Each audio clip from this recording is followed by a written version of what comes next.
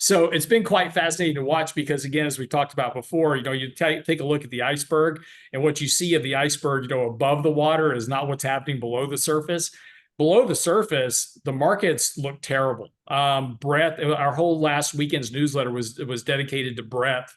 The breadth of the market remains terrible. The New York advanced decline line is declining. 50-day, 200-day stocks that are above those moving averages are declining.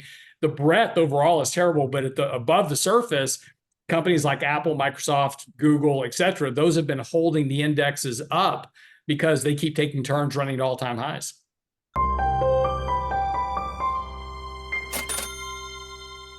Welcome to Thoughtful Money.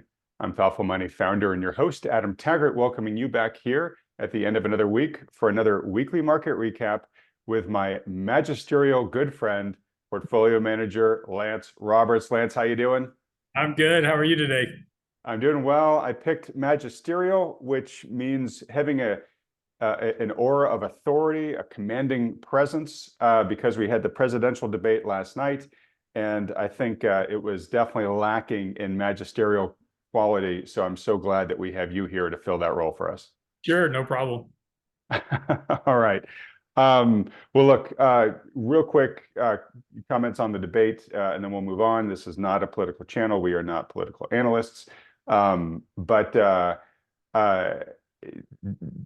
based on the reaction, I think from both the mainstream and alternative media, last night was not a win for America. We'll put it that way, just in terms of the show that was put on. Well, look, the main point I wanted to make, beyond just sort of the lack of gravitas and what I think people would consider to be sort of just the fundamental elements of being presidential, and I'm talking about both candidates. The lack of real constructive dialogue on, addressing a lot of sort of the macro concerns that we talk a lot about in this channel, and also just, any real in-depth policy discussion about a better way to do things economically going forward.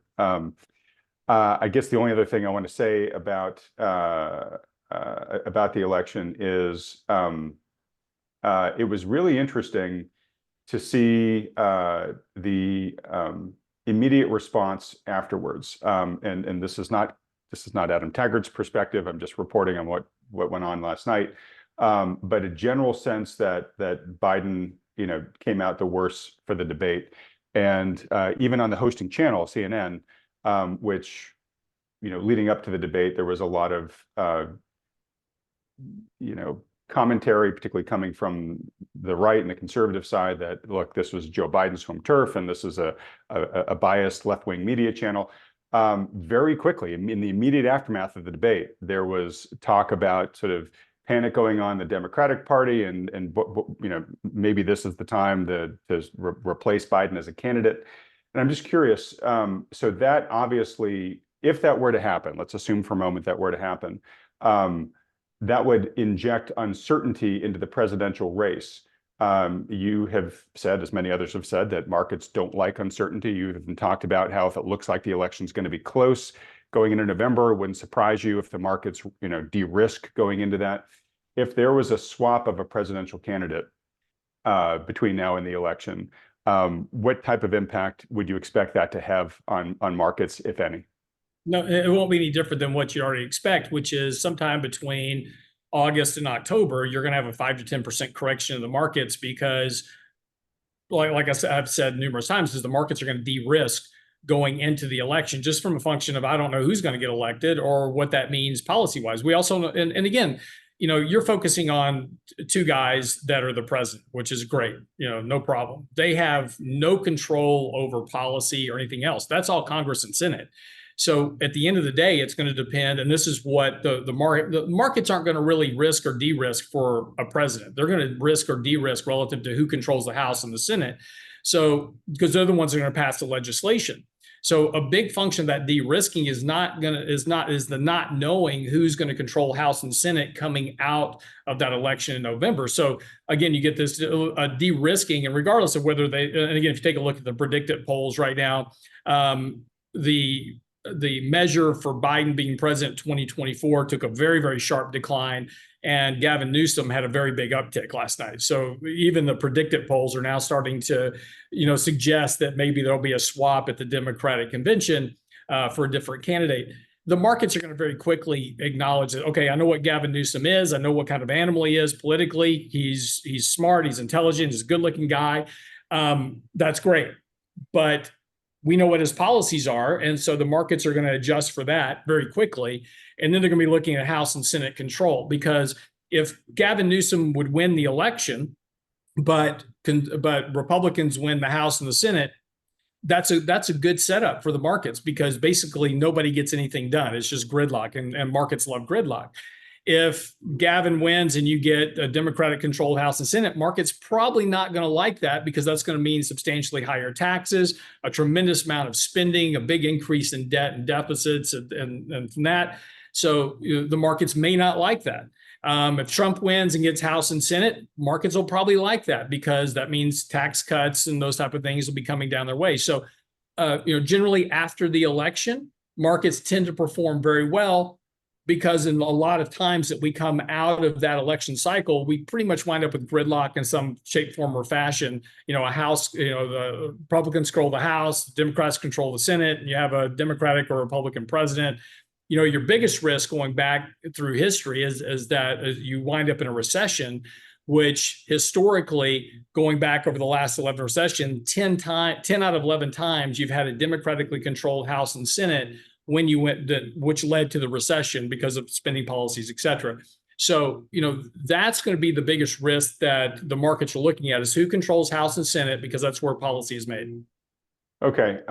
So just to make sure I heard you right, if there were to be a candidate replacement, you don't think it's going to be a disruptive event for markets.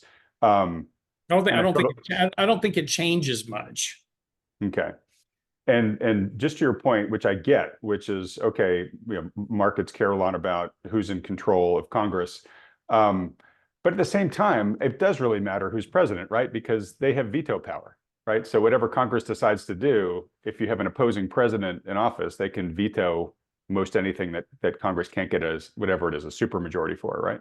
Correct. Yeah. And again, well, unless you can get right, because you need a 2/3 supermajority to bypass a veto. But yeah, I mean, but that goes back to gridlock. So if the president is vetoing everything, and again, you have a Republican, a Republican president or a Democratic president, and you've got a Republican-controlled House and Senate, and they're passing bills and legislation. It goes to the president, he vetoes everything, nothing gets done, right? So that's gridlock. So, and markets like that, because when there's gridlock and you can't get anything passed, I don't have to adopt anything. I just have to look at the markets. What's the economy doing? What's happening under current policy? Because that's not going to change. And, so again, gridlock typically works out well for the markets, because you don't have a lot of drastic policy changes. Yeah, no, got it. And again, we'll get what we'll get in November. In general, markets should probably, they may sell off going in because of the uncertainty. They typically pop afterwards. And a big part of that is because they know what playbook to use, right? So the uncertainty is, and even if it's not the playbook they necessarily wanted, they at least aren't stuck in stall mode. Which way is it going to go? They're like, okay, we're playing defense today. Okay, great, we're going to do that, right? Right, and so the way to kind of play this is to look at, again, the real good possibility that in August, September, October, somewhere along that way, we get a decent correction. And again, when we're talking about a correction, we're not talking about a crash. We're talking 5 to 10% pullback, kind of like what we saw in April. Just work off some of this really overbought condition. But then once you get through the election, Wall Street's going to have two playbooks already set up, and they're going to go, okay, if Trump wins, they have multiple playbooks basically, but if Trump wins and there's a Republican-controlled House and Senate, we're going to be buying infrastructure, oil and gas, and betting on tax cuts and higher profitability. So we're going to buy growth stocks. And look, I'm just making stuff up right now just to give you an example. So because we don't know how this is going to be, but let's say Biden wins and Democrats control House and Senate. Well, all of a sudden, they're buying the ESG funds, that type of thing that's going to kind of play into the clean energy side, because climate change is a big policy for the Biden campaign.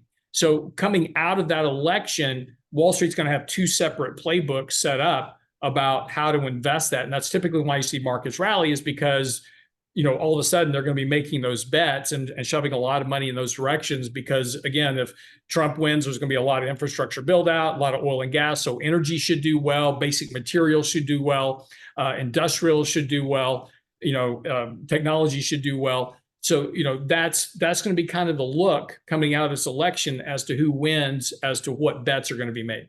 Got it. And obviously, if there's a gridlock scenario, they have their gridlock playbook for that. Exactly. Look, and Wall Street is way ahead of everybody else on this. So, they're already starting to price this stuff in now. If you take, over the course of the next 3 months in particular, they're already going to be making these adjustments, kind of ahead of the actual election itself. Okay. All right. Well, look, like I said earlier, not a political channel, but we live in an economy that will be impacted by how these elections roll out. So it's good that we're pontificating about what impact, if any, this may have. So thanks for entertaining that with me. All right.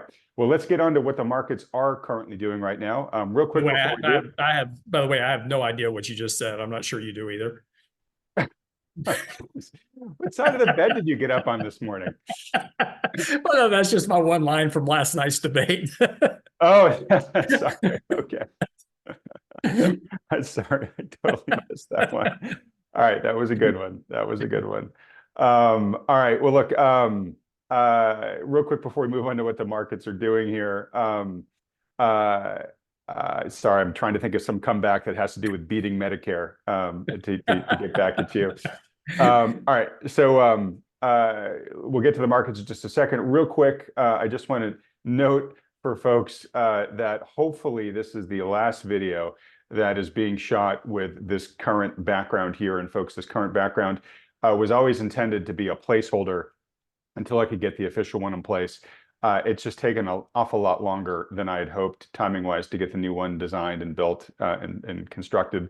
But they're actually installing it as soon as Lance and I are done here. So hopefully, when you see me next week, you see Lance and I here next week, it'll be and hopefully what will be a glorious background. And hopefully, I'm not overselling it too much. I haven't actually seen the final version myself, so fingers crossed. But hopefully we'll be upgrading the visuals and delivering you the background that you all deserve, folks. All right. Well, look, Lance. Markets. They at least interestingly, today is the day post-presidential debate. They were up last time I saw. So they didn't, and I don't think too dramatically. So I don't think they saw something last night that either made them panic or made them, head off to the races. Last week, we were still stuck in that quite overbought territory. Has anything changed? No, not at all. And again, there was a bunch of angst Monday and Tuesday in particular, because NVIDIA had a sell-off. It was down like 13, 14% in a couple of days. Not surprising. I mean, the stock's gone vertical over the course of the last couple of months. So not surprising that it had a bit of a correction, but that's just all of this quarter end rebalancing that we're going through right now. And today is wrapping that up. This is the last trading day of the second quarter. So not surprisingly, you've seen a lot of volatility this week, stocks kind of all over the place. I would not look at this week at all and try to make any determination about anything, because portfolio managers in general were way off sides in terms of their allocations. And I've got an article out on the website today talking about career risk.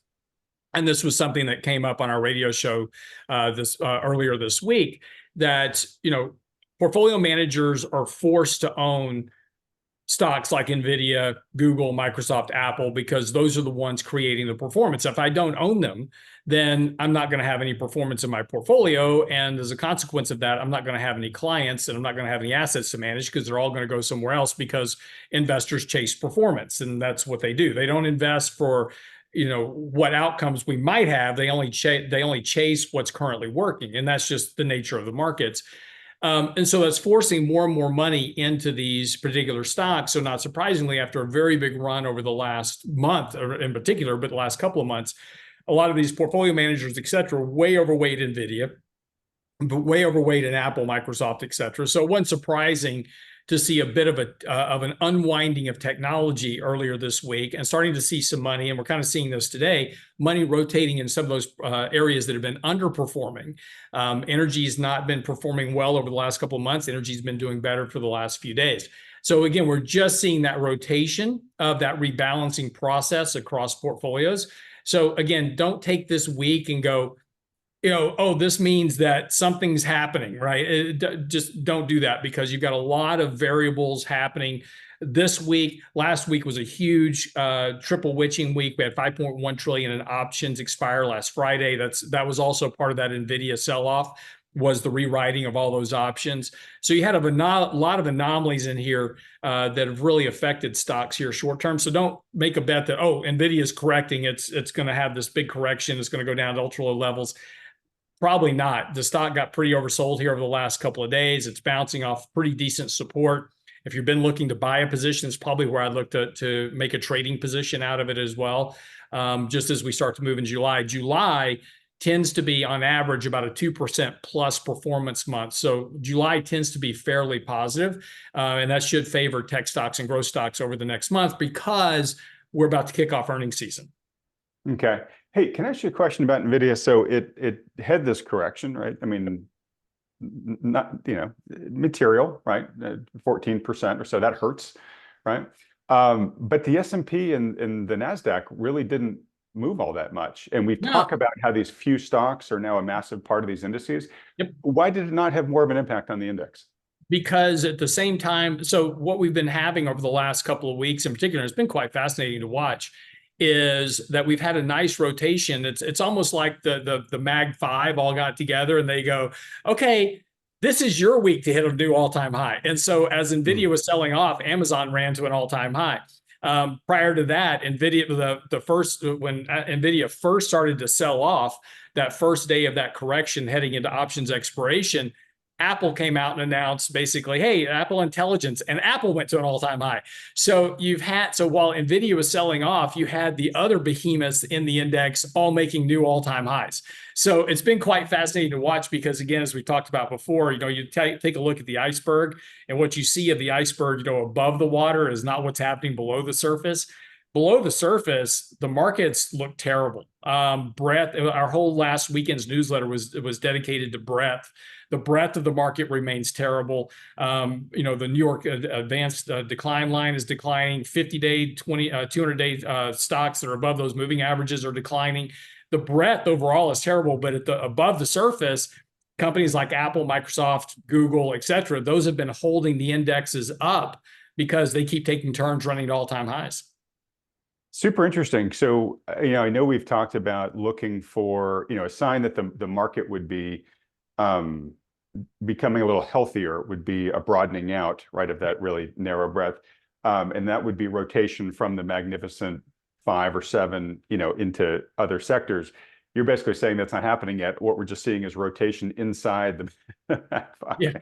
Yeah, it's just, again, it's almost like, okay, it's your turn today. You go to a new all-time high. No, you go to an all-time high. These just kind of sound like the 5 bullies on the playground of like 50 kids, where it's the 5 kids who have the ball and just refuse to give the ball to anybody else, right? Exactly. Well, and again, look, we wrote an article about this just recently, and this goes back to the whole passive and indexing thing, right? We just have so much money chasing these passive ETFs. Granite has a 2x NVIDIA single stock ETF.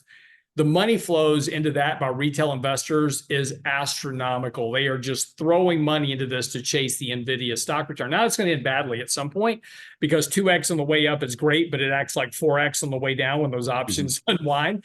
But it's very, this is why we have people are just, the S&P is going up, I'm just going to cram all my money into the S&P 500 index.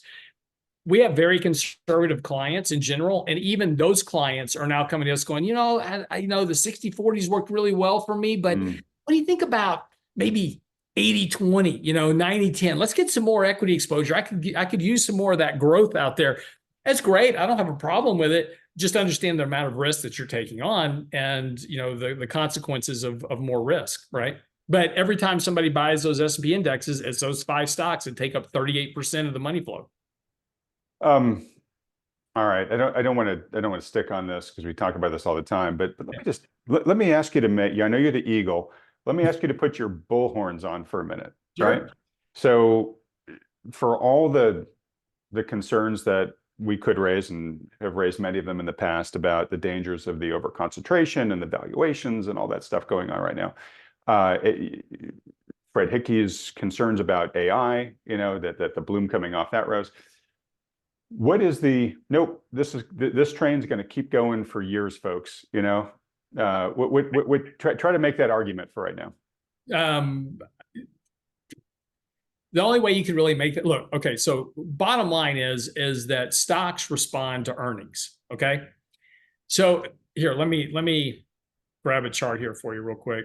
So the one thing to remember about the markets, and so to put on the bullish hat, right, and say for the next 5 years, this bull market is going to continue. What you need for that is earnings growth, and what drives earnings growth is obviously economic growth. And so if you ever want to know where the market's headed, just take a look at the annual change in earnings. It's the best indicator for where the markets are going to be. And so during 2022. Earnings were declining. The annual rate of the earnings were declining. They bottomed in October of 2022, started to turn up, and that was, of course, the bottom of the market. So, as long as earnings are growing, that's going to drive the bull market higher because stocks respond to earnings. So to make a 5-year projection out, say the markets are going to be markedly higher in 5 years, you need earnings growth. Well, where does earnings growth come from? Earnings growth comes from economic activity, economic growth. And so we've got to make the case that not only are we not going to have a recession within the next 12 to 18 months, you've also got to make the case that we're going to be growing the economy at greater than 2% on a real inflation adjusted basis going forward, because that's what's going to, because we go act in the economy that creates revenue for companies. From that revenue becomes the earnings that gets reported. So it has to come from economic activity. The economy is 70% consumption. So we've got to have economic growth. And so your argument has got to be, okay, whoever gets elected in November, they're going to come in with economic policies. They're going to stimulate organic, not artificial, right? So sending checks to households is not organic, right? That's artificial. It has a very temporary effect and has a very bad outcome when that stimulus fades. But you got to have organic growth. So we need policies that are going to drive organic economic growth over the next 5 years, despite the fact that the rest of the world is slowing down. So you got that's the problem inherently for the bull argument over the next 5 years. And again, things can change, but the rest of the world is slowing down. And since we interact and trade with the rest of the world, how do you have to make the argument for what policies have to be in place to keep our economy doing so much better than the rest of the world? And it can certainly happen. We've had it before where we've had very detached levels of economic growth in the U.S. versus the rest of the world. But that's the argument that you've got to make. And so, this is going to be one of the issues that we deal with over the course of the next, really kind of few months getting into next year, is what those policies are going to look like in general. And this really brings us up to Q2 as well. So here is Q2 earnings estimates for the S&P. In March of 2023, March 15th of 2023, Wall Street analysts said that Q2 earnings for this quarter would be $200.05 a share. In the last days, they have taken an axe to earnings estimates as we get ready to start the quarter earnings season starting next week. We cut $5 a share in earnings in the last 30 days. We went from 198 to 193 in 30 days. So analysts have been out there, despite the fact that they're talking about resurgence in economic activity by the end of the year, it's going to be fantastic and wonderful and all this other stuff. They're behind the scenes slashing earnings estimates so companies can beat the bar coming up next week. But if you just take a look at earnings estimates for this quarter, going back to March of last year, we went from 214 to 193. That certainly doesn't suggest that you're having rip-roaring economic growth. And by the way, they've also slashed year-end 2025 estimates as well. Lance, you talk about this all the time, as the chart says, millennials earnings season. Um, how do markets keep falling for this, right? Like, because when the companies come out and they beat, the ultimately dramatically lowered earnings, they beat their chest and say, "Hey, we beat earnings," and the stock market says, "Yes, you did. Great. I'm going to reward you with a bump in stock price," right? How come Right. nobody says, "Wait a minute, just a couple quarters ago, you were projecting much better than you are now. We should feel disappointed here," but there Yeah. never are. Well, no, and this is the whole thing about Wall Street is that we should hold analysts to their original estimates. March, you get to come out, once a quarter at the beginning of the quarter, you say what your estimates are at the end of the quarter, and you can't change it, right? All of a sudden, we'd have just every company missing estimates Yeah. because they're always overly optimistic. Look, don't forget, Wall Street is not here to tell you the truth. Okay, let's just be really clear about that. That's not their job. Their job is to sell you product. And this is why, during 2021, 2022, when everybody was, all, 2020, 2021, when everybody's all excited about the stock market, they couldn't get IPOs out the door fast enough. So we started doing SPACs, right, to get you product to buy because you wanted that stuff. Why does Granite Shares have a 2-for-1 leveraged NVIDIA ETF? They're collecting massive revenue right now from that because people are willing to buy that. Now, that's going to end badly. And everybody has this view that, oh, yeah, I'll be smart enough to get out at the top. They won't. And they're going to wind up losing a lot of money. But this just happens over and over again. So Wall Street's job is to market.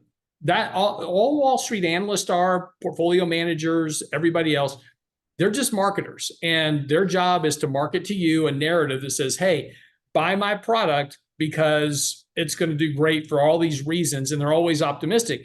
When was the last time you ever heard a Wall Street analyst come out and say, yeah, I think there's a really good shot that we're going to have a massive recession. I would be all in cash, right? They Right. never say that because and that's the part of this article on our website today talking about career risk. They would be out of a job. And so they have to focus on making sure you keep your assets allocated at all time to the markets because that's how they generate fees and revenue. So it's all about, look, I'm guilty. I'm right here talking to you saying, hey, here's what's going on with the markets. And I'm not selling you anything, but hey, here's what's going on with the markets.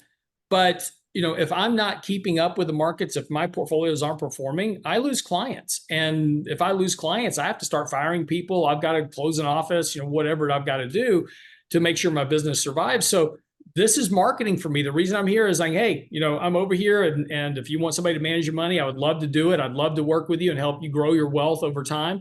But don't be mistaken. I'm not here for the goodness of my heart. I get paid for managing assets.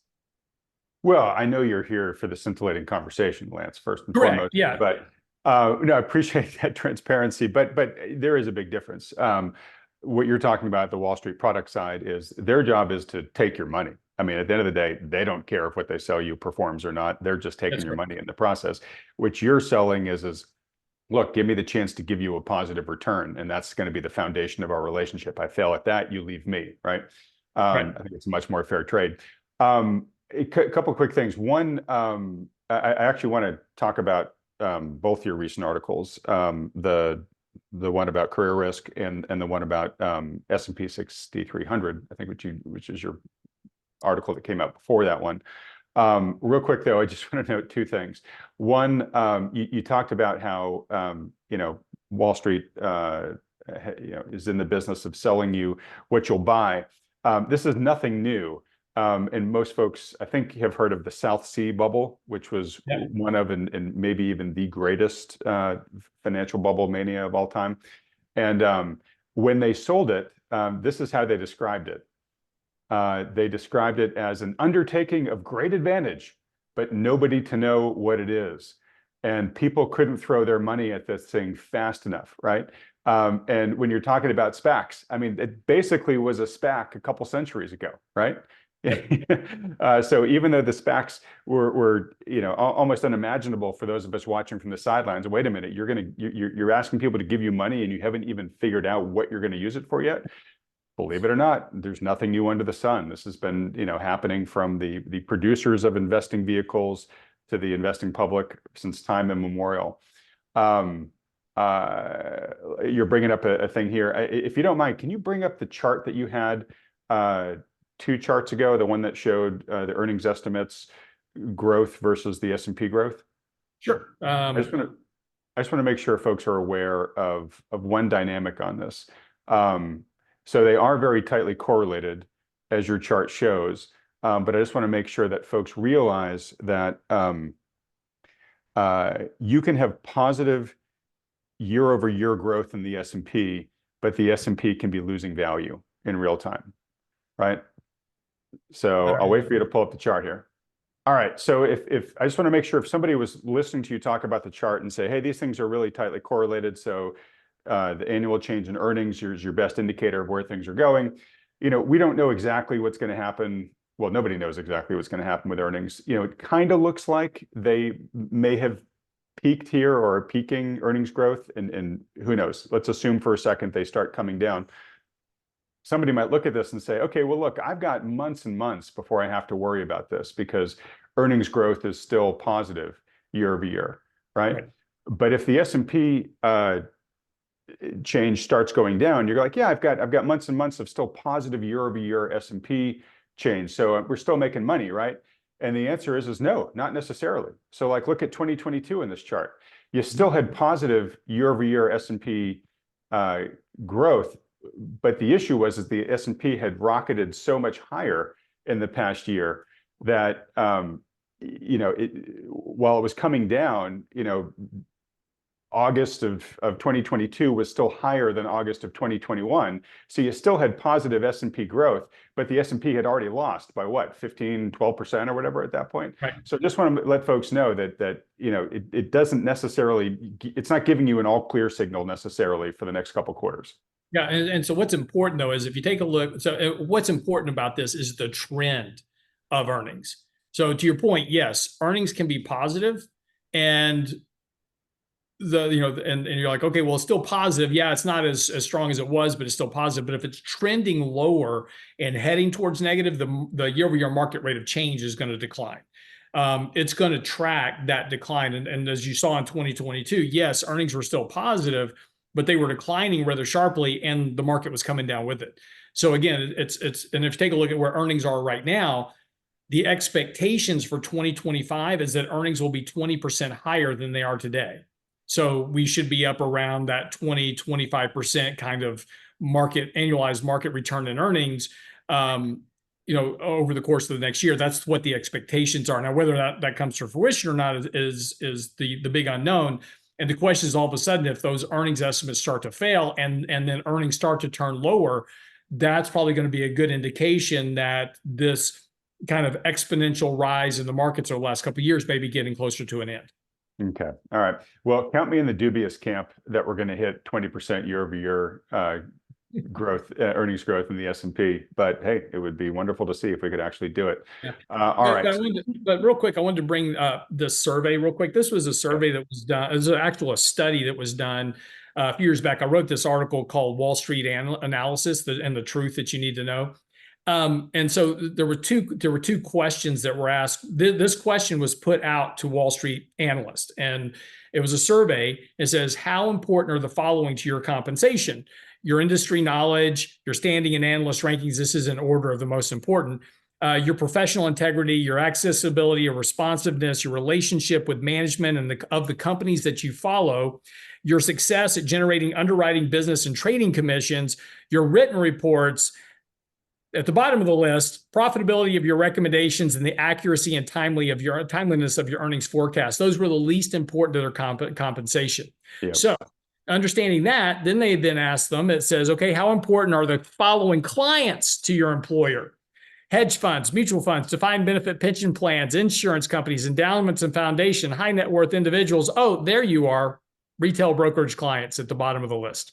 Yep. And for those listening on the podcast who can't actually see the chart, just to give you the differential. So hedge funds and mutual funds are indexed up here at like 80, right, in terms of importance.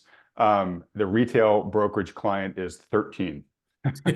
Like you are a very, very distant last. Exactly. As, believe it or not, are high net worth individuals, right? I mean, I hear this all the time, Lance, from people that are reaching out to be connected with you and the other financial advisors that Thoughtful Money endorses. They're like, some of them have a good deal of money, and they're like, what is it? How much money do you have to be taken seriously by Wall Street? And it's criminal. Sometimes these people have like 8 8-digit net worths, and they're like, I can't get anybody to pay attention to me. Yeah. No, and that's really where we've built our fundamental business around this kind of there's this gap in the market. So if you have less than $1 million, that's kind of, most of those individuals wind up either doing it yourself or they hire a financial advisor that puts them into a basket of buy and hold ETFs. And it's like, okay, you're good. Just, buy and hold and you're fine.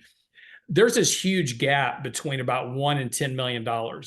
It's too small for Wall Street. Goldman Sachs will talk to you and love on you if you've got $50 million or more, because they can put you into private equity. They can do a whole lot of other things that they can make a lot of money off of. But that $1 to $5, the $1 to $10 million bracket is not profitable for them. It's hard to believe, but it's not. And that's why Goldman Sachs had started a retail division a few years back coming out of the financial crisis. They wanted to be considered a bank so they could get the bailouts from the government. And so they got a bank charter. They started Marcus. They're going to do this whole retail division to, qualify for that banking charter, et cetera. They're jettisoning all of that now. They're like, that's just too much work. We make no money at it. We're getting rid of that. We're going back to our white glove business, which is very high net worth. So we tailored our whole shop around this gap that exists between $1 and $10 million, where we provide, very personalized, customized portfolio, opportunities to help these people generate, long-term wealth for their family, maintain their wealth, do the financial planning, the estate planning, all this other stuff, because that's a very underserved market. Generally, those people get bucketed in with everybody else. Is like, oh, here's a basket of ETFs, just go buy it and hold it and you're fine. And that's why you see so many people with that kind of wealth doing it themselves, because they have no other opportunity. Yeah, and it's crazy. You work, super hard to kind of grab life's brass ring, and you're like, all right, I've done it. I've got millions of dollars now. And then you find out that nobody cares. Nobody wants you. Yeah. Right. So anyways, I think it's a great service that you and obviously the other financial advisors that Thoughtful Money endorses are providing for, all the cohorts that you serve, but particularly that one. I just want to make sure that folks also don't get the sense that you don't work with people who have below $1 million in assets. You do provide, managed services for those that you can, and those that have too little for a managed relationship to really make a lot of sense. You have the Simple Advisor program, and we did a detailed walkthrough of that 2 weeks ago, which I think is a great service for those people to help them build up enough capital that they can then graduate to a managed account with a firm like yours. Correct. Absolutely. All right. Okay, so let's talk for a minute about the piece that you recently wrote, S&P 6300. Why'd you write it? Okay, so this is part 2 of the article we discussed last week. So remember last week we went through valuation analysis and we talked about multiple expansions, multiple contractions, and I laid out a couple of graphs at the time. So this is part 2 to a conversation that we had last week about valuations. And last week we spoke specifically about how there's been a permanent shift higher in valuations because of years of monetary interventions and zero interest rates and lots of liquidity. So we've shifted all these valuations higher. And in that article, we said, look, if we just do some valuation, kind of analysis, let's revert to the mean, and then have a multiple contraction scenario where we revert to these, valuation means. It's not the crash that everybody's thinking of, right? They're thinking, well, oh, this is, it's going to be, the Great Depression type thing. And so we laid out targets saying, look, if we get a valuation analysis back to the median, we could see a 30-40% correction. That put us back to basically 2019. So we would lose, 3-4 years worth of gains of the markets. It's not the end of the world, not good, but it's not the end of the world. So that then brought up the other side of the equation. Well, what about a multiple expansion? How does that occur? And it was interesting because as I was writing that article, I had tweeted out earlier in the week talking about how there was a very big gap between current analyst earnings and where the market was. And going into this year, they were all very bearish on the markets. They were saying, oh, we're going to be at 45, 46, 47, 5,000 by the end of the year. Well, here we are at 5,400 halfway through the year.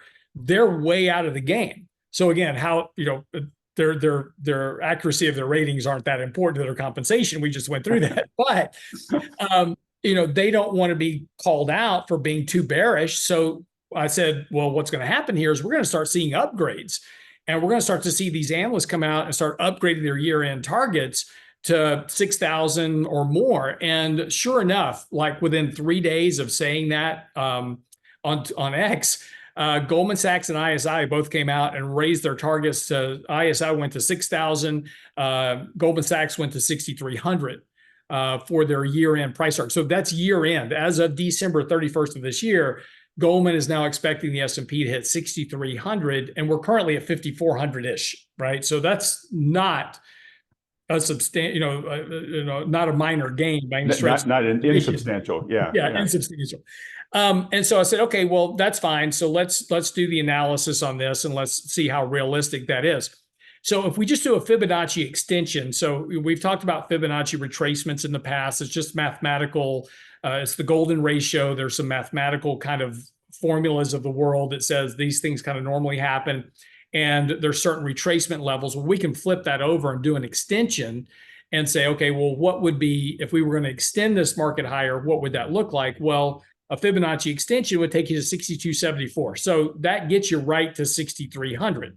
Okay, so we can technically say this is how we get there. And what we need for that is earnings growth, right? Because as we just went through a few minutes ago, without earnings growth, you can't have the market going higher. So that means that current earnings expectations by the end of this year are going to have to be met, and they're going to have to be met rather well. And already the deviation from the long-term earnings growth trend of the economy going all the way back to 1900 is at one of the highest levels we've seen on record. So again, analysts are really betting through the end of this year that we're not going to have an economic slowdown, that this economic slowdown we are having right here in the first and second quarter is going to reverse, and we're going to have stronger growth into the end of the year to help support those higher earnings. Because again, we have to justify the valuations, and so we need earnings to grow. So, right. Hey, sorry, real quick, just to go back to your previous chart, what they're basically saying is that despite being at a current extreme, and that's a real historic extreme there, over the past 40 years, whatever that is, it's going to get more extremer. Yes, right? Truly it's different this time. Yeah. Logic. Yeah. Okay. Well, and again, always remember that at the peak of the pandemic boom, which is that last peak we had, analysts thought earnings were just going to keep going up forever, and then something happened.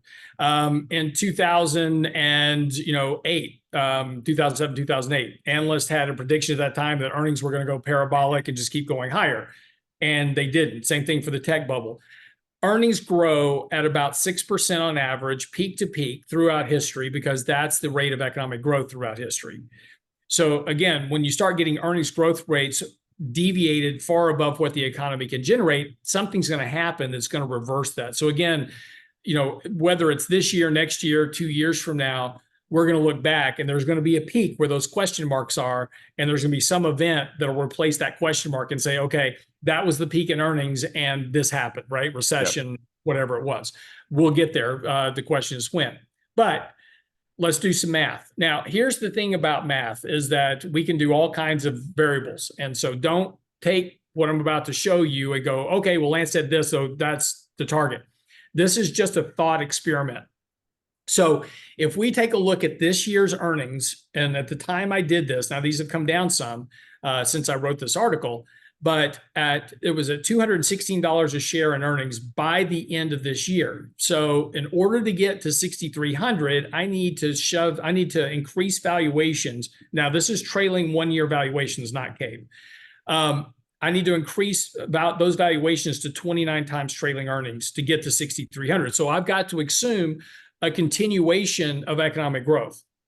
Now we can start doing some math and say, okay, well, what if we did 216 by the end of the year, but we only get 27 times earnings? We don't get the same multiple valuation that Goldman's expecting. Well, that gets to 58.32.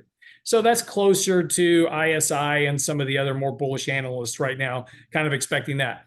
216 a share at 25 times earnings puts you at 5,400. So that's where we are right now. So if we just stay flat we'll wind up this year at 25 times trailing earnings, even though we grow earnings to $216 a share. But what if we don't make 216? What if, we drop earnings to $200 a share by the end of the year because the economy slows down more? Well, at 25 times trailing earnings, that's 5,000. So this is a range of potential outcomes. Now, again, Adam, you can sit here, or anybody watching this video can start doing their own variable analysis, right? So you can say, well, what about 30 times earnings at 212 or 19 times earnings times 215?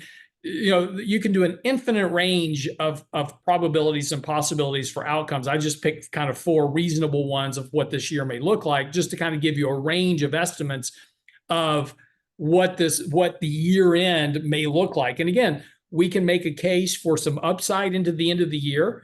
If we are at 5,400 now, correct in the summer, 5-10%, have the election, and then rallying to the end of the year, we might wind up at 5,400 at 216 a share and be at 25 times earnings, right? So that's how you kind of wind up not going anywhere for the rest of this year from where we are right now.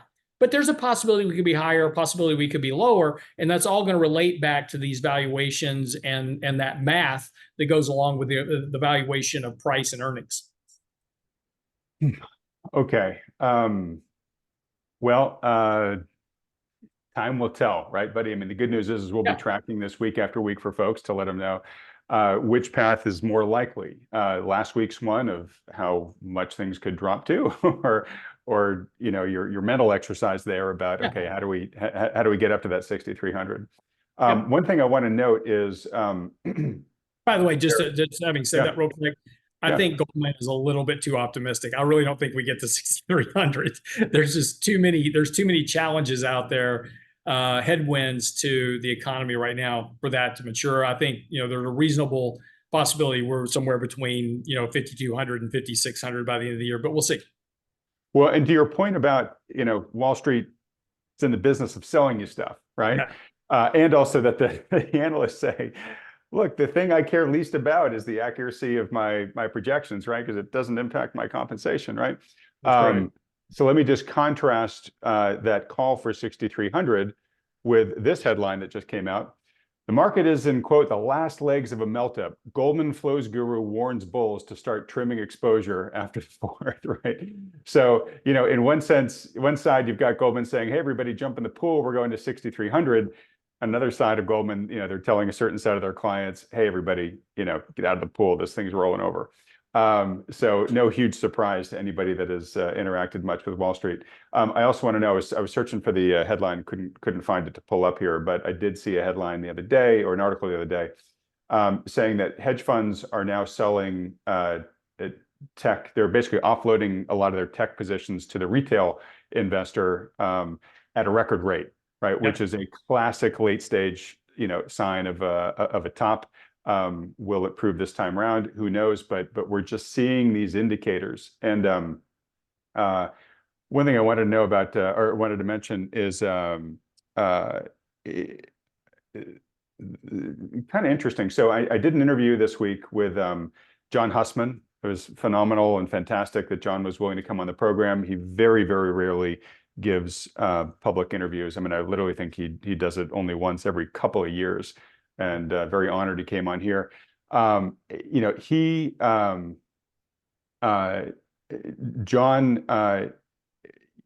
has been, he's very well known, very well respected for his analysis, right? And he had a lot of great success in basically identifying the conditions prior to the pop of the dot-com bubble and the GFC bubble. And very successfully positioned for those and made a lot of money for his investors.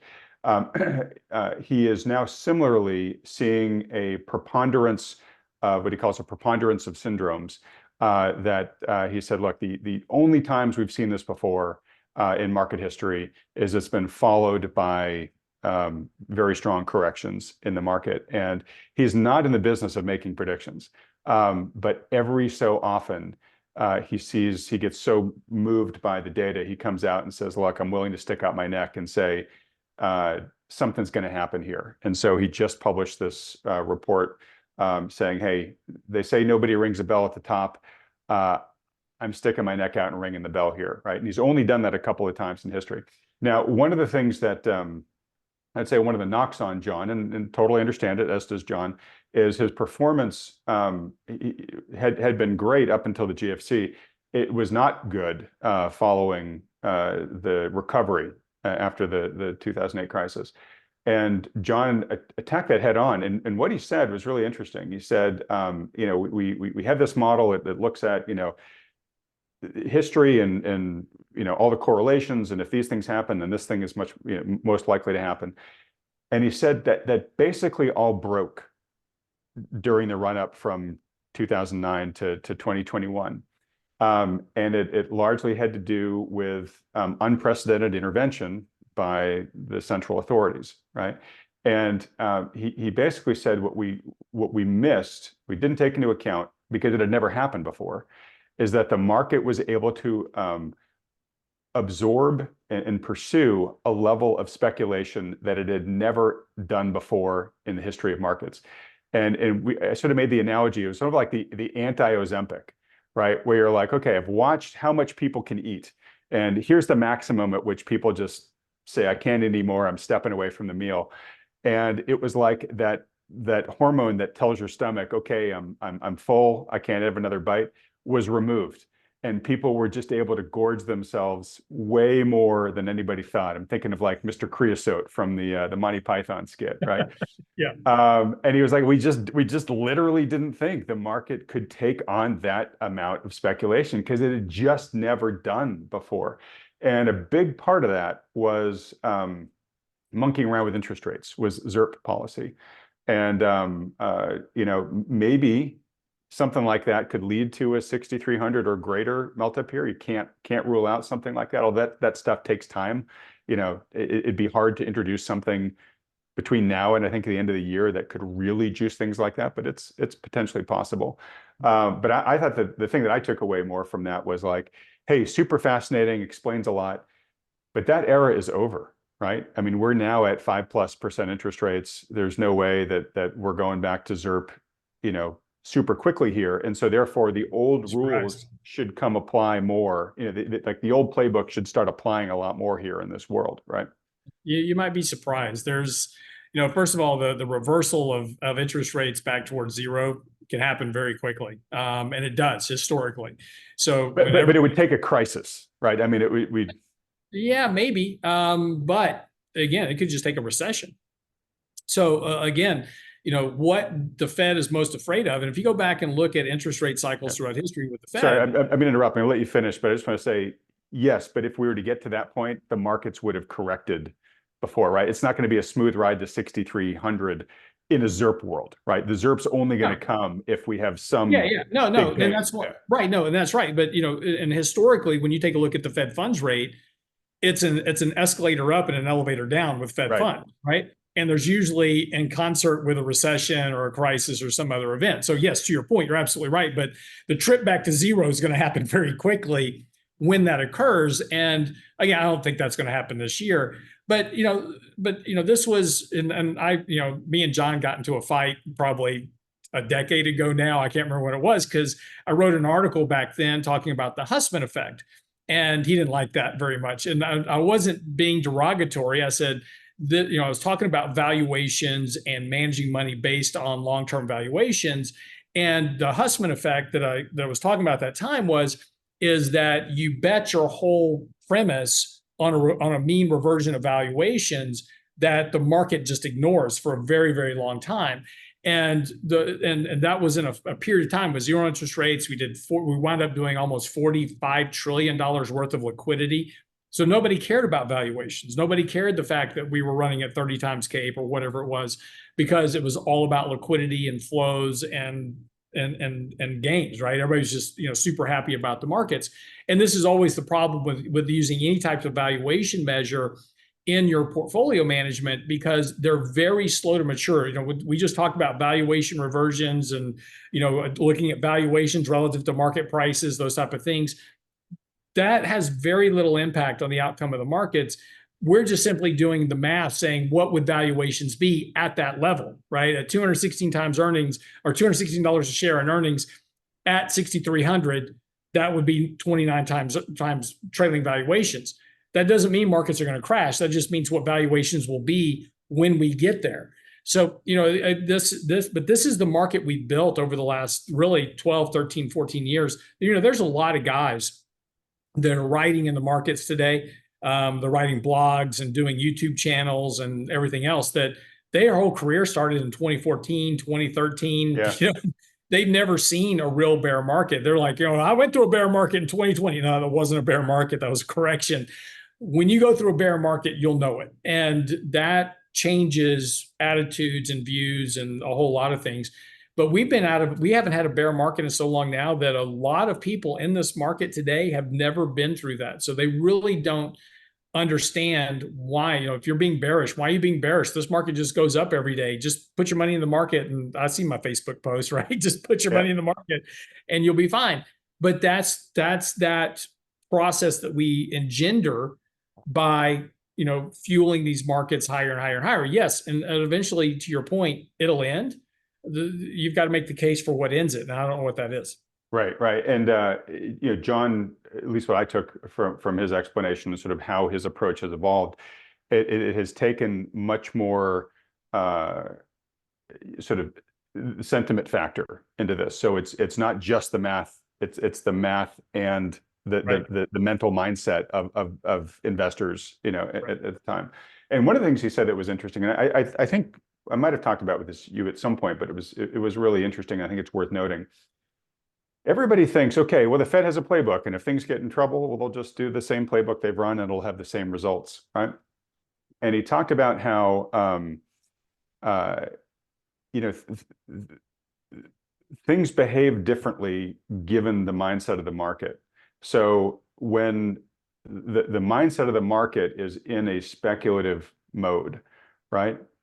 ZIRP is a massive boost, right? Because nobody wants to hold on to money cash that's earning zero, right? You give it to me. If I think I can make more money elsewhere, that's a hot potato. So I'm going to put that into something that's going to make me more than zero, right? And so I buy an asset from somebody. Great. I'm glad I got rid of that hot potato cash, right?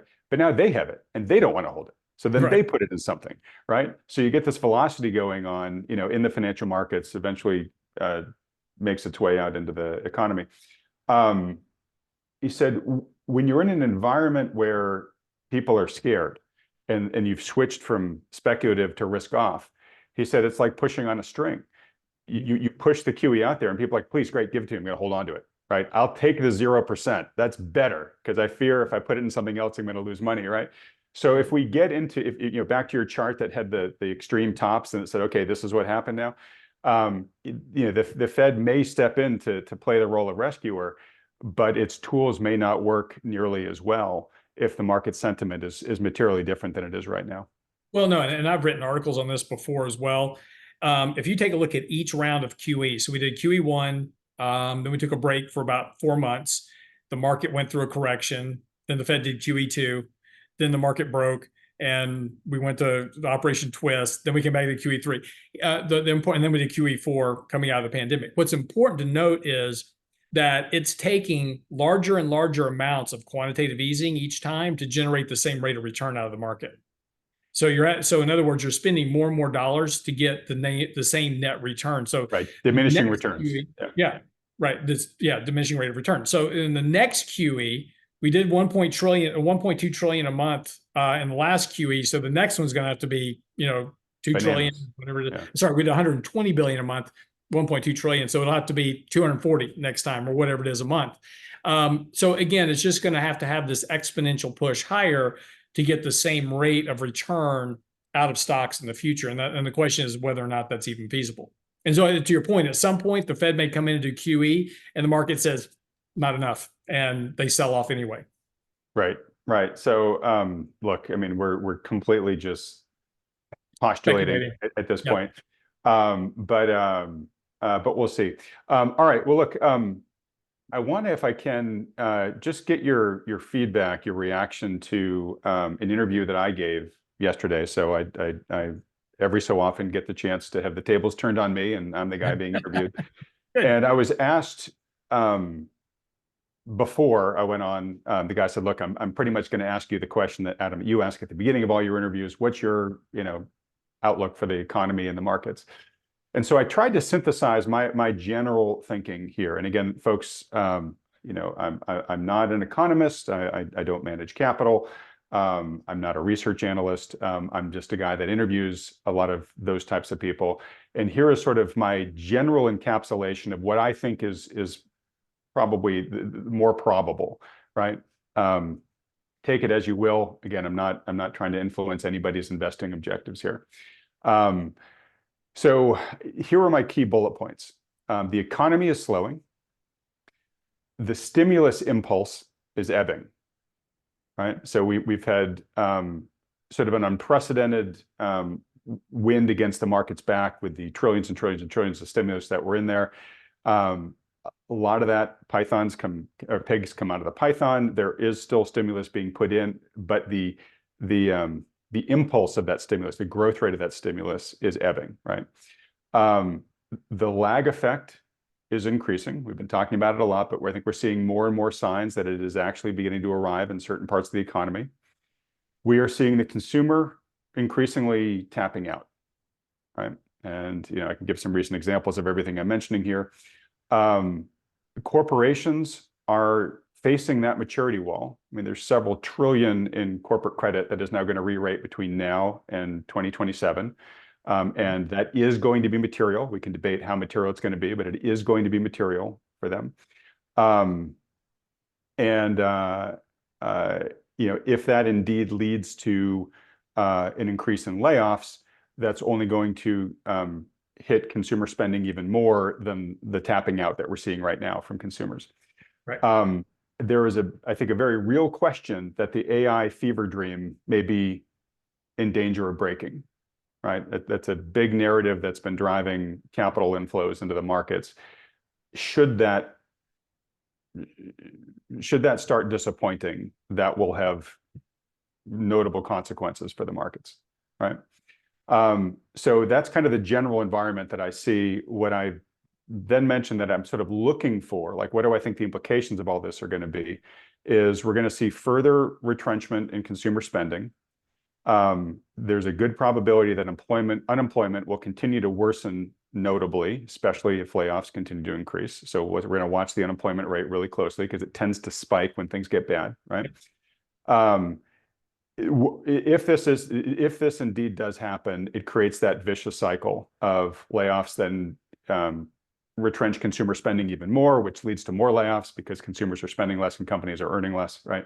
And then a recession could ensue. So I think that's the risk that I'm looking out for. Sure. I think within the mix of this, I think the housing market is going to come under increased duress. We're already beginning to see it in key markets. And I've got an interview coming out with housing analyst Nick Gurley the day after this one airs. It's a really good interview, folks. And Nick really dives deep into the markets like in Florida and Texas, where you're seeing some full out corrections in a lot of markets right now. Inventory spiking way above pre-COVID highs. Massive price slashing going on in these markets. And it looks like it's just getting started. And the question is how much will this contagion will spread to other parts of the housing market. But even just a headline the other day from the CEO of Redfin saying that reluctant sellers are I think in the next quarter or so, he's predicting that they're going to start throwing in the towel. Folks that have been waiting to sell, waiting for lower rates and whatnot, they're beginning to run out of time. And a number of them are going to start being forced to list anyways. And there's a whole bunch of other factors going on in housing, which Nick and I talk about.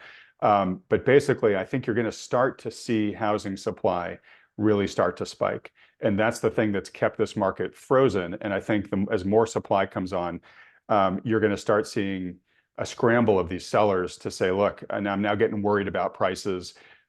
Maybe I've got a lot of my retirement equity locked up in my house or the couple houses I own. I'm going to start getting out now, so I'm not chasing this thing down, right? So even though prices haven't come down nationally yet, despite mortgage rates, being at 7+%. I think we're going to finally start to see that shoe drop. The risk here is that there could also, coincident with all that, the recession, if it indeed happens, and a market correction, is that we'll see a sizable market correction as investors switch to risk off, especially if we get this end of the honeymoon with AI, right? So again, risk to watch out for. Kind of on a societal standpoint, I think you're going to see increasing public anger at those in charge. Like, as I mentioned earlier, we've just had a quarter lopped off the purchasing power of our incomes and our savings over the past 4 years. I think people have been taking it surprisingly docilely so far. I think you're going to start seeing increased pushback on that, and that very well could be the issue that determines the election here in November. My worry here, now getting into real territory, is I think you're going to see a swelling. I think there's a danger that we could see a swelling in public anger from the bottom 90% towards the top 10%. I think that we have lived through enough cycles now where no matter what seems to happen, the top cohort tends to come out better, especially given the policy decisions of our government. And I think people are getting increasingly tired of that, as cost of living is really beginning to diminish people's ability to secure the things that they want to in their lives on the lower levels of Maslow's hierarchy of needs. And of course, folks, this is all classic fourth turning stuff. So it's not like there's not precedent for any of this. And then maybe just to give a little bit of a silver lining here at the end, coming out of all this, like you and I end up with these conversations every week, Lance, I do maybe see, as we go through all this, yes, if everything I am concerned about does indeed happen, yes, it's not going to be fun. But one, maybe it'll bring valuations and policies maybe back to a place that's a little bit more fair for folks.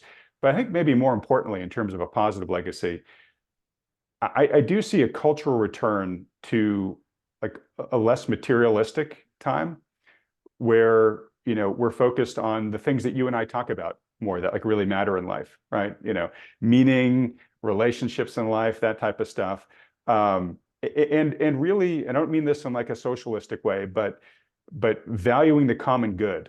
Like, what's my role in society and community? How can I make things better, right? Versus this getting mine culture that we've sort of adopted over the past, I'd say 20, 25 years. So anyways, that was, my compilation of sort of my state of things. Curious, what's your reaction to that? Well, I mean, it's a wonderful utopian view on how this turns out at the end of the day, which that's not going to happen. Okay. Because you're not going to, it's a great thought, but you're not going to change human nature. And you've been ingraining human nature for the last 25 years. So, you're not going to change that. But although I will say, talking to Neil Howe, demographer who wrote The Fourth Turning, that actually is an output of fourth turnings usually. Yeah, but it's not sunshine and rainbows, but it's just it's a more united society. Right, and that's fine. And you get that united society from what? You go through a Great Depression, a World War, you come out of that and you have a much better society, right? Because now you have a unified goal and a unified vision about rebuilding and getting back to life. And that's what happened after the Depression, and it's what happened after coming out of World War II. So you've got to make the case for that, and a case for a mild recession, and just a kind of a normalistic kind of reversion in the economy. That's not gonna engender this change that you're looking for psychologically, because it's just not deep enough. So you've got to make the case for a financial crisis of some sort, and we don't have any of the ingredients for that right now. Yes, I agree on the table. I don't see that type of crisis. And I also agree, we've talked about this a lot, human nature, like we don't change our behavior until it's more painful to continue the status quo than it is to change, right? Exactly. but I'll just qualify by saying right now, right? I mean, something could happen later this year.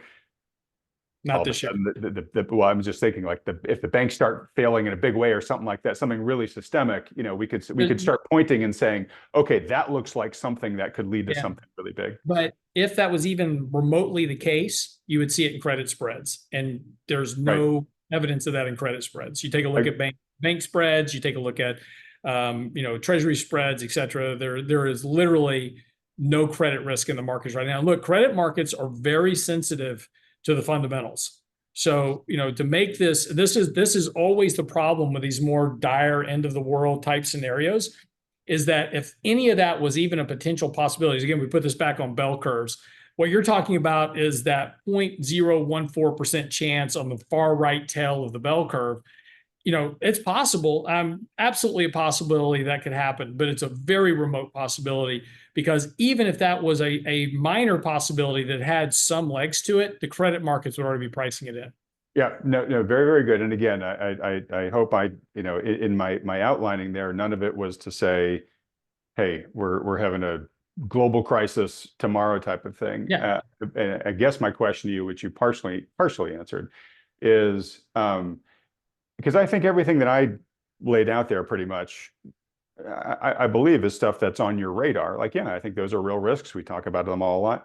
So given that, to the person who is like, okay, if I agree that there's material probability that these events could happen in the sequence, what do you say to that investor? Because we do not want to scare people into cash and in the bunker here. And as you've said, there are indicators that will generally give us a sense when real trouble is brewing. Yes, there could be a small correction or the start of a correction that we can get surprised by, but the world's not going to end tomorrow. Highly likely it's not going to. So if our job is to basically grow our assets faster than the erosion of purchasing power, we got to do that when we have the opportunity to do it. Right. Well, and that's what I mean by, what is your point of saying all this, right? So your point is that there's some risk out there we need to pay attention to. Right now, the market's doing fantastic. So let's be in the markets. At some point, there'll be a opportunity to invest capital in something else. So let's just take your housing market scenario for instance. So the house that I'm renting, right, is a good example of this. I live in Houston, right, in Texas. The house I'm renting, it was put up for sale. My lease terminates at the end of July. And so they put their house up for sale. They listed it for $800,000, way overvalued, right? I don't know where they got this number, but that's what they put it up for. And they've had basically no showings. We've had like maybe 2 showings so far on the house. It's been a couple of weeks. And so they've already cut the price. They're going to cut that price multiple more times before they get to a realistic number of where somebody's going to buy this house. Somebody will buy this house, right, eventually, because it's an asset, it's real estate, it'll happen. There's going to be at a much different price. But the point is so let's talk about that real estate crisis. Let's just take that for just a moment. Let's just use that as a thing, right? So you come out and you say, man, this housing crash is coming. It's right around the corner. So as an investor, I go, man, if we're going to have a crash, I'm getting out of the markets. I'm going to be sitting in cash. Sure. Just to be clear, I'm not being that clear. I understand. I am exaggerating a bit just for the purpose dramatic of conversation, right? But I've now scared somebody into de-risking entirely out of the marketplace, which is doing fine right now. It's generating dividends. It's generating returns. That has nothing to do with the housing market. But what I do want to know, now here's what you should be saying. I shouldn't say that. That's not fair, right? I'm just saying if I was you, what the way I would approach this thing, look, I think there's a risk of a housing market correction. I'm not in real estate right now. We've got an underweight position in real estate. I'm not doing any commercial investing into real estate at the moment. Because I do think that there's going to be much lower prices to come in real estate. And when that occurs, I want to be a heavy buyer of those. And just like any asset class, whether it's gold or stocks or bonds or anything else, I want to buy that asset when it's cheap, it's undervalued, and when nobody wants it. In the middle of fear, And if Adam's right and all these things come to fruition, fear is going to be through the roof. That's when you've got to be willing to nut up and step in and start buying stuff that nobody else wants, because at the worst, that's when your best opportunity to create wealth comes from. No, absolutely. And look, this is a great conversation, and I appreciate us having it in the way that we're having it, because I didn't call you sucker or loser yet. yet the important part. I'm waiting for that point. No. But you know, to clarify, well, the position of this channel, which is to educate and hopefully give people enough sides of each story from informed experts that you know they get the good arguments, and then they can decide which makes the most sense to them and is the most relevant and best suited for their personal situations. It's in no way to push, you know, a dogma or a point of view onto the audience. And because there are real things to be concerned of out there, you know, you asked, okay, so why are you mentioning all this stuff, Adam?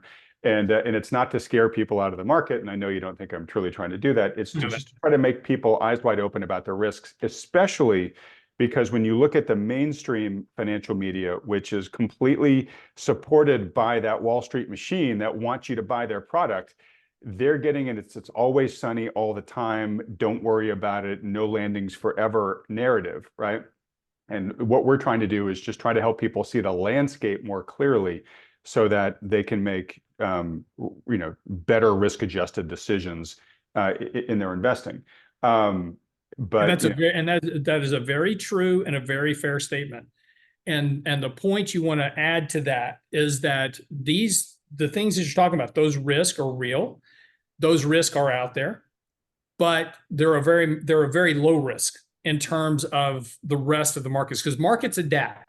And remember that markets always adapt to these things. So when the housing crisis comes, whatever it is, crash, decline, pullback, whatever it turns out to be, the markets are going to adapt to that very quickly, and the market will adjust. And those with capital are going to step in and start taking advantage of it. You know, we talked about distressed real estate, all these commercial buildings that we talk about that are going. There was one in San Francisco, I think, just like 2 weeks ago, that went off for 10 cents on the dollar, right? mm-hmm. So but there are a whole suite of buyers out there that are stepping up to banks and going, hey, you've got this really bad asset on your book. Let me buy it from you for 10 cents on the dollar. And the banks are going, yep, you can have it. There you go. But somebody, whoever bought that for 10 cents on the dollar, is going to make a killing on that deal. And that's our job as investors, is to look for those opportunities. But if we're so scared that we're going to lose all of our money, then we're never going to look for those opportunities to invest in. So we've always got to balance everything we say. If you get a really bearish guy on that's like, oh, the end of the world's coming, okay, that's great. But what's your point, right? What opportunity, if this all happens, what's that opportunity where I can invest capital? Then I can have cash and I can put that to work. What am I looking? Just don't tell me the world's going to end. Tell me how I can make money out of it. That's our job on Thoughtful Money.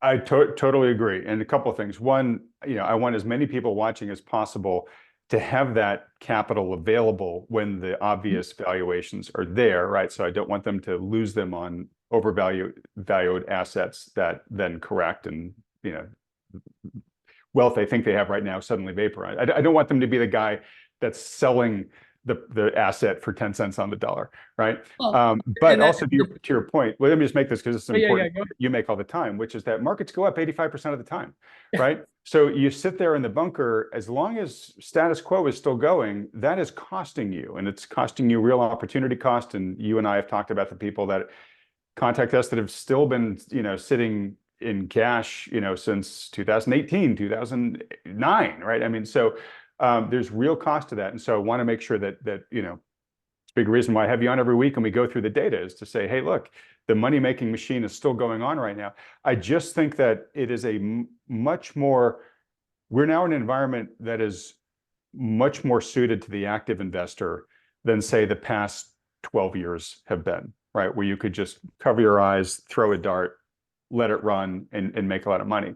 And so, what we're trying to help people do, I think, is really be aware of the trends and the risks so that they can make good risk-adjusted active management decisions. And yeah, I mean, my bias, yeah, you probably should be, having a fair amount of defense in your portfolio at this point in time. And thank goodness that T-bills give an attractive return at that time, because we didn't have that opportunity, for much of the past decade and a half. Yeah, But that was my point, is that, if your view is correct, right, you should be the biggest bond bull on the market right now, and just promoting if you're worried about these things happening, go buy treasury bonds, 20-year duration, lock in 4.5%, and just wait, because if this happens, you're going to make a killing on the T bonds.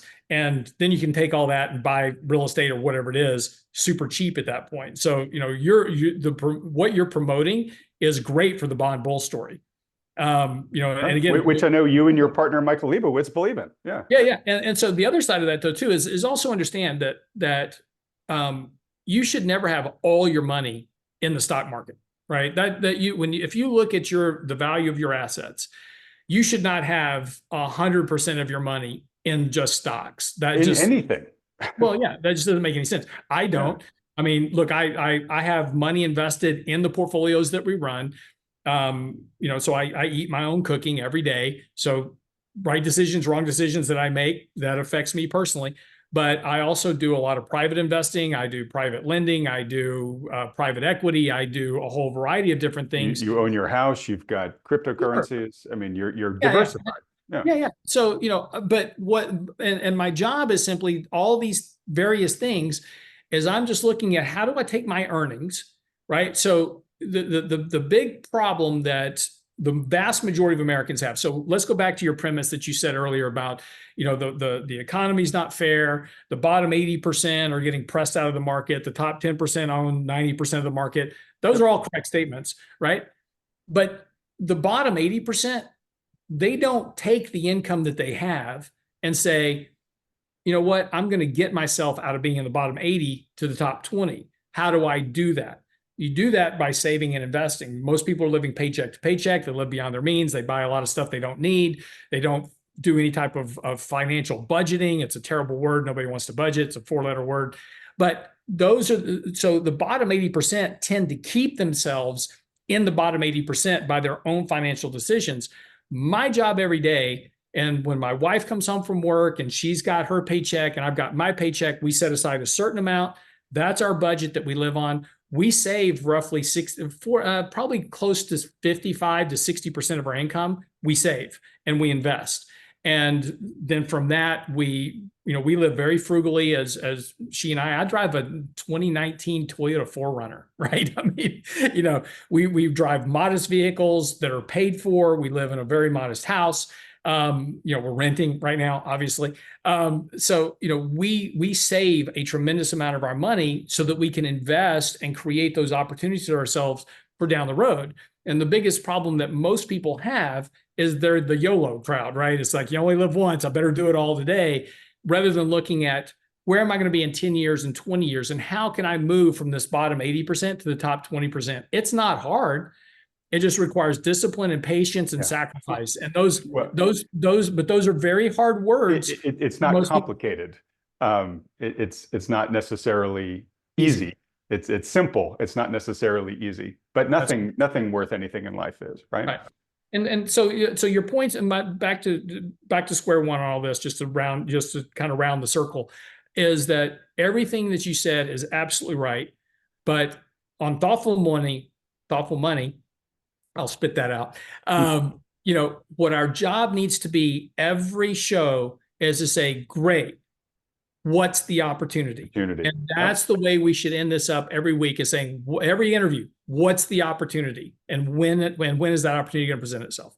I feel like I try to do that well, but I'm making a note here that I have a concluding question that I ask in most interviews. I'm going to switch it now to that one, and let's see how that goes, because I completely agree.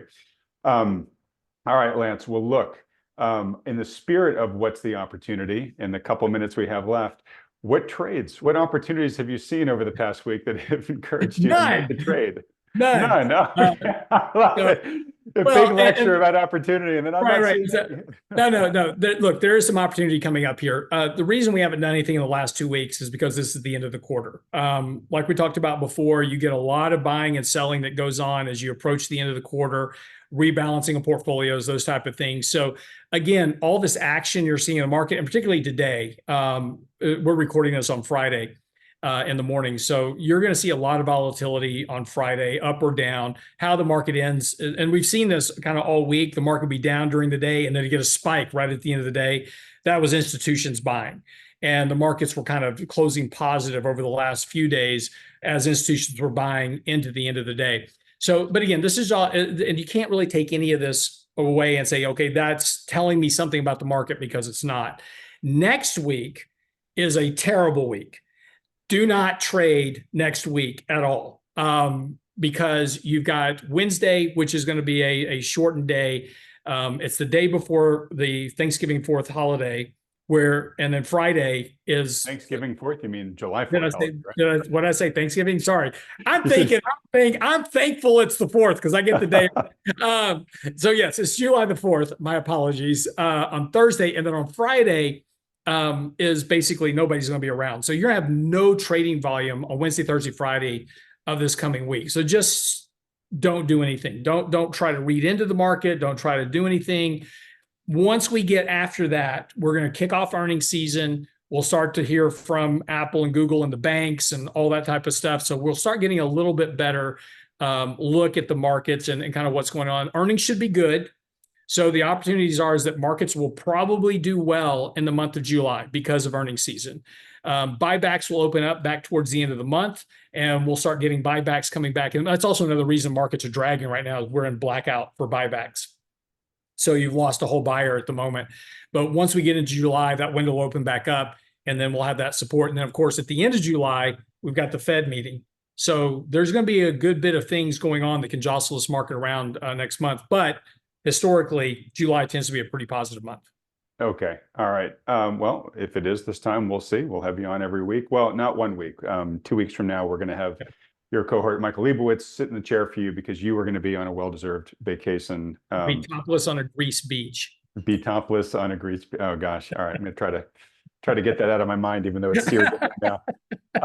All right. Well, look, I had a nice story from last week I was going to tell. I don't really think we have enough time to get into that because it's something I'm sure you'd have a lot of input on. Again, it's all about the whole bet on yourself I like that philosophy. Yeah. I know you like that. I do want to quickly try to dial the next 2 minutes through. So I walked you through the points that I had prepared for that interview in terms of, hey, what do you see as more likely to happen in the future? I didn't get through my so what, right? So like what's my advice for the investor? So I'm curious to see if I can redeem myself in your eyes with these. You never failed. Yeah. Thanks. So you probably aren't going to like the way this is stated, but I'm just repeating something that John Hussman said, where he said in this type of market, which he went through, zillions and zillions of charts of current level of overvaluations versus historic norms and whatnot. He just said, what you should do as an investor is just right now determine your acceptable level of regret, right? So in terms of your positioning, what can you live with? Right? I took some chips off the table. The market continued to run. Yeah, it sucks, but I can live with that. Or, I went super long and then the market corrected and oh my God, I can't believe I put myself at that amount of risk and I lost X. Or, I got in the bunker and then the market doubled and I missed out on all those gains, right? Determine, what you can live with and allocate accordingly. I say, look, for the retail investor, it never hurts to just keep getting better informed, right? And that's what we try to do through Thoughtful Money. But we're not the only channel that does this, and I do think we are in kind of a golden era of what I call financially nutritious content that wasn't available to people even maybe 10 years ago, right? What you pretty much had was the business section of the newspaper, the business news channels, the journal, whatever, right? The CNBCs of the world, which we just mentioned earlier, they oftentimes are giving you a biased view of the world.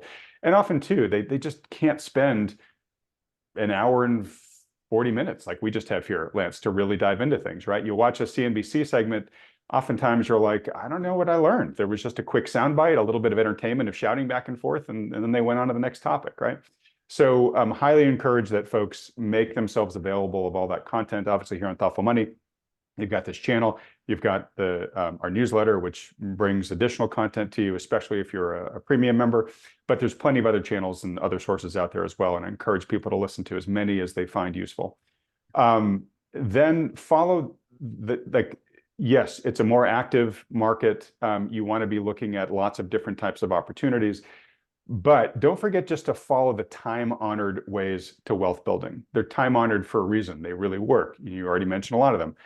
Preserve and grow your income. You're totally leading the charge there, Lance.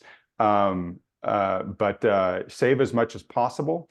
We talk a lot about, Millionaire Next Door. The key to self-made wealth is frugality. That is the starting point of it. They say, save a minimum of 20% of your gross revenue. If you can do that starting off in your career and just keep doing that forever, you're going to be just fine at the end of it. You're a super saver, Lance, which is great. It just helps you get to the finish line faster. But yeah, save as much as possible. On the investing side, save it and then invest it. And your main goal for investing, as you and I often talk about, is just to try to keep pace with inflation. Yeah, sure, great if you can beat it, but your job basically is the investing side of the table's job is just to make sure that the investment dragon doesn't eat all your hard-earned wealth as time goes on.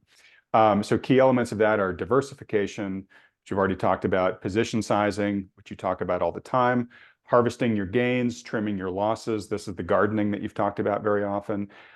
Know why you're in each position at all times. You're okay, Lance is pointing at the screen. Absolutely. Yeah. And this is one where I think the retail investor really falls down on, and I'm totally guilty of this, where I will, I'll get an idea. Maybe it's somebody I'm interviewing on this channel, and there's a market opportunity there, and I research, okay, I'm going to buy this asset for this reason, and I buy it. And then 6 months later, I'm looking at the portfolio, and I'm like, I can't remember why I bought that, right? But I don't want to just sell it recklessly. But as time goes on, I realize I'm keeping this thing in my portfolio that I don't know why I'm holding on to it, which means I don't know when the right time to sell it is, right? Yep. Yeah. Okay. Feed your investing fund on a schedule with your savings. Just keep one of the best returns of your portfolio is going to be due to the fact that you're just putting more money in it on a consistent basis. And of course, that lets you take advantage of things like dollar cost averaging and other factors that help. By the way, folks, Lance has been nodding as I'm saying all this, just so you know, I haven't seen him roll his eyes yet. And then it's all good stuff. Thanks. And then have a plan and stick to it, right? So unless conditions change that then cause you to need to go and reevaluate the plan. But otherwise, try not to mess things up. Try not to monkey around with it too much. Try not to touch your investing philosophy too much, and really rely on the plan and try not to let your emotions force you to deviate from the plan. We've talked about how they may be apocryphal, but the research investigations that show that the accounts of dead people that have gotten forgotten are the best performers in the major brokerage houses. It's the people that don't monkey around with a good plan that actually over time tend to have the best odds of winning.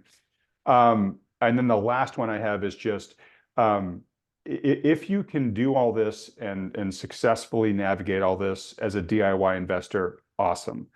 I will say it is a rare person that can do that consistently really well. But if you're one of them, great.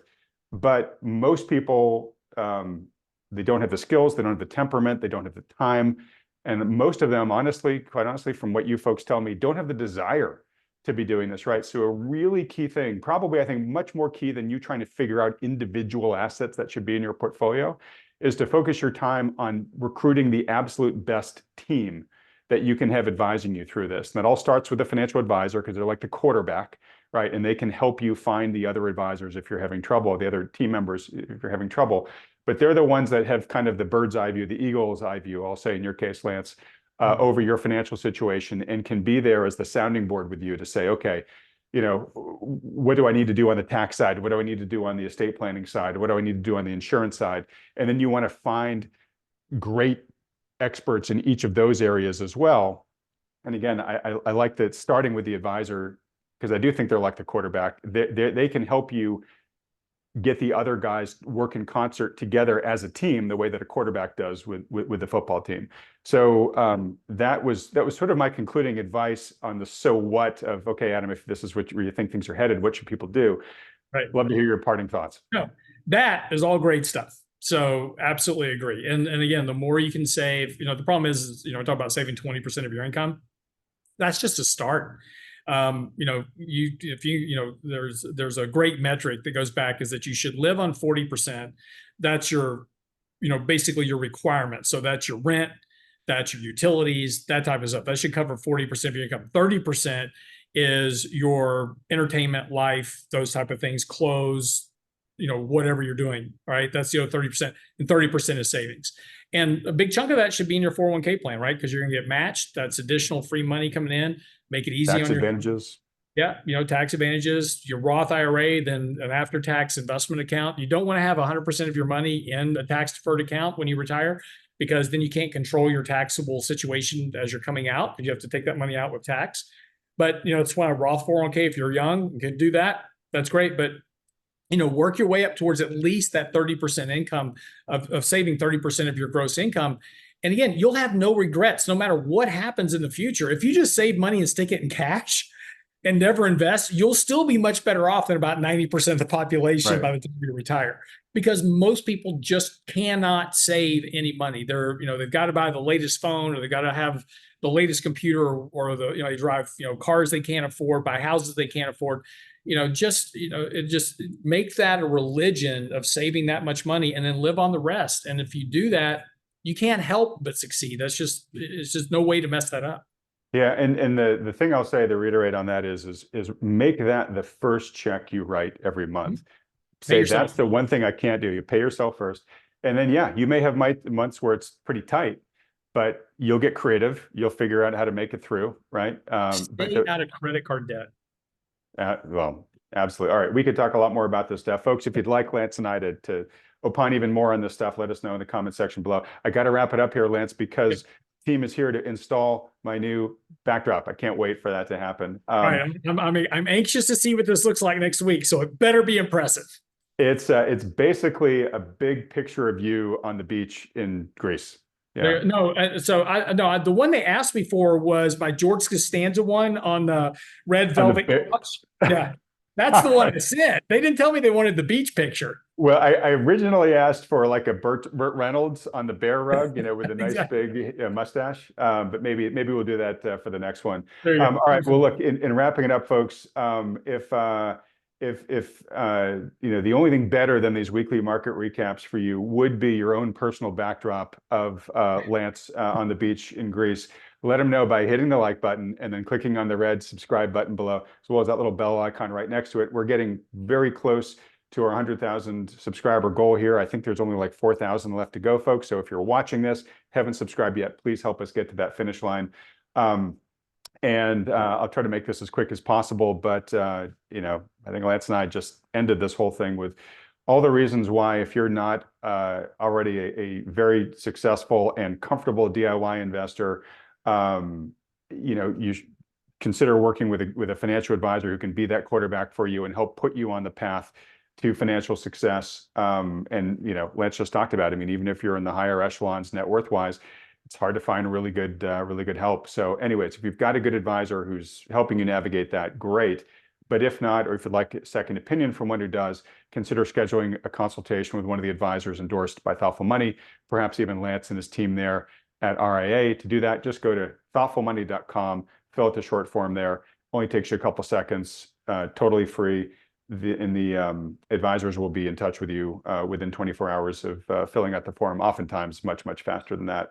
All right, Lance, it's been phenomenal. I usually give you the last word, but we don't have time because I got to let these guys in. But anyways, buddy, thanks for everything. Great discussion this week. See you next week. Got it. All right, everybody else, thanks so much for watching.